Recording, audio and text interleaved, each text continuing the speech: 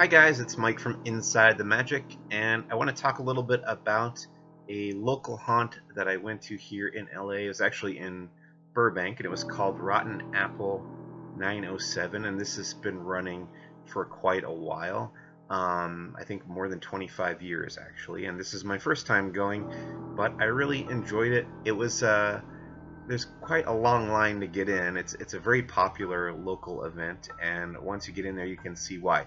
These people have put a lot of effort into decorating the outside of their home.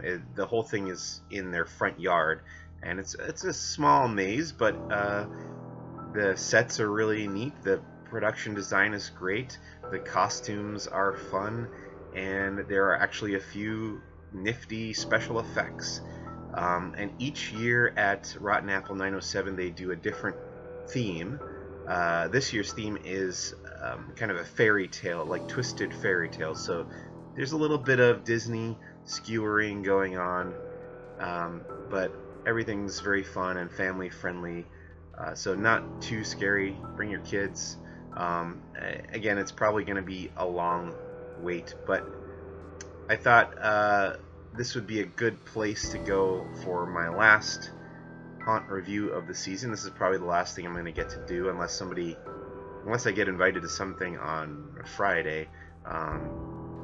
But the other thing I wanted to say is that I was so impressed. This is the most stuff that I've ever done in LA for Halloween, although I've lived here for a while. Just working this job and going to all these different haunts, I was really impressed that every single one of the things that I did, each one was very, very different and unique, and each definitely displayed a passion and care and just a love of Halloween, which I love Halloween, and a lot of people I know love Halloween.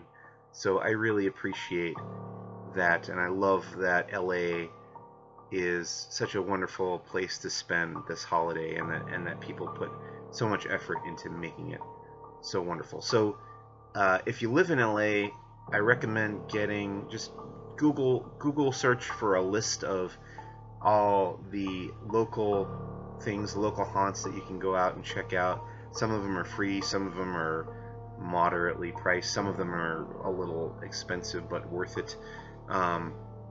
And try to do as many of them as you can. If you don't live in LA, find out what's happening in your neck of the woods. I'm sure there are some things happening locally that you can go check out. But if you're into Halloween, don't just stick to the theme parks and more corporate type Halloween events.